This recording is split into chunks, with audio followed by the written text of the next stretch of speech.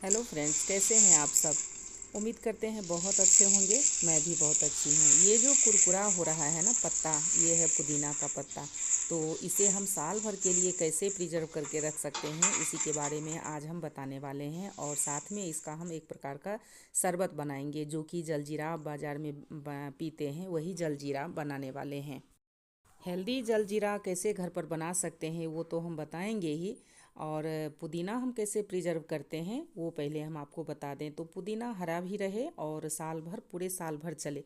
क्योंकि कभी कभी हमको बाज़ार से लाने में मुश्किल हो जाती है, कभी घर में रहता नहीं है और कोई भी रेसिपी बनाने की है तो वो नहीं बन पाता है। और बाज़ार से लाने में जैसे टाइम लगता है, तो हमारे घर में रहता है तो उसका हम इस्तेमाल क्यों ना कर लें।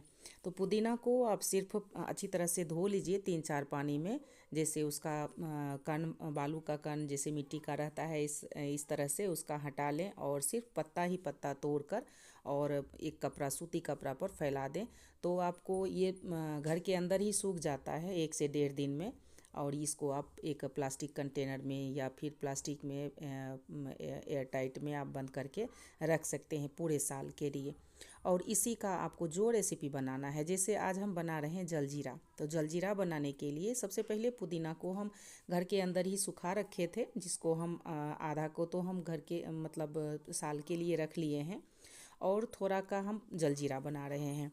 तो जलजीरा बनाने के लिए इसको एक तो पहले से ही ये रोस्ट था, मतलब सूखा हुआ था, एकदम कुरकुरा था, जिसका आप आवाज़ आप सुन भी रहे थे। और फिर से हम इसको अच्छी तरह से, क्योंकि प्रिजर्व करने वाले हैं, तो इसको हम ना गैस के ऊपर से हल्का सा 1 से 1.5 मिनट ऐसे हाथों से घुमा दिए। अब इसके अंदर थोड़ा सा मसाला पड़ता है।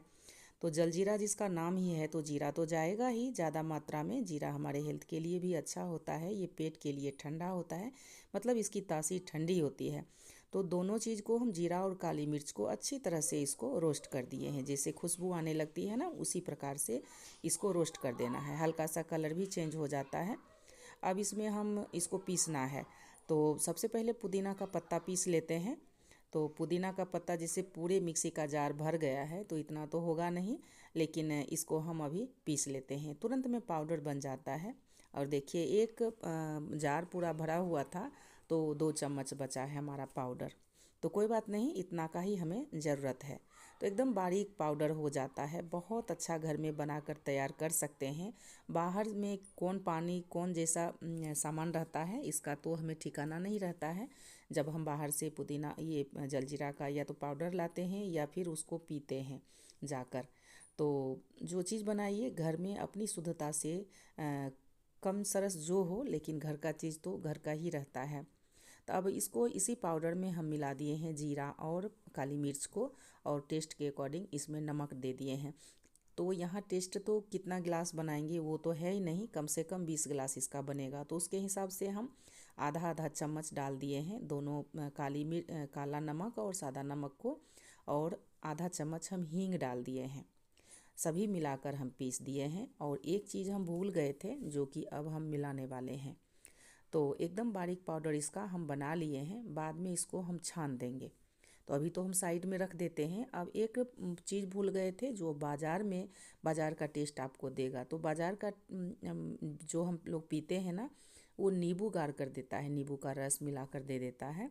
तो ये हम चूँकि प्रीमिक्स बना रहे हैं जलजीरा का, तो नींबू का तो रस मिला नहीं सकते हैं। तो नींबू का एक सत आता है, जिसको सिट्रिक एसिड बोलते हैं, उसको हम ऐड कर दिए हैं। दोनों को पीस दिए हैं, सभी चीज़ को उसी में।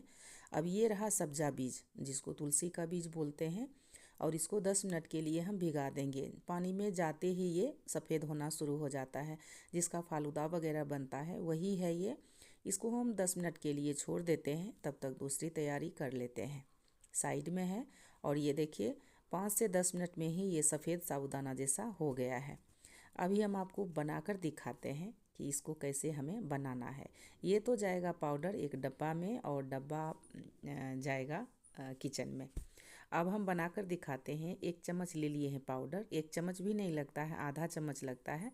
और उसमें हम डाल देते हैं इस फालूदे के, मतलब सब्जा के बीज को। तो 1 चम्मच है लगभग, उसको मिला दिए हैं आइस मिलाकर, और पानी डाल दीजिए। और ये हमारा एकदम रिफ़्रेशिंग शरबत बनकर तैयार हो गया है। कहीं भी गर्मी में जा रहे हैं या गर्मी से आ रहे हैं या आप ट्रेन में फ्लाइट में सफ़र कर रहे हैं, कभी भी अपने साथ रखिए और इस रिफ़्रेशिंग शरबत को आप बनाइए और पी लीजिए। पसंद आता है तो लाइक भी कर दीजिएगा और चैनल को सब्सक्राइब भी और शेयर भी कर दीजिएगा। Thank you.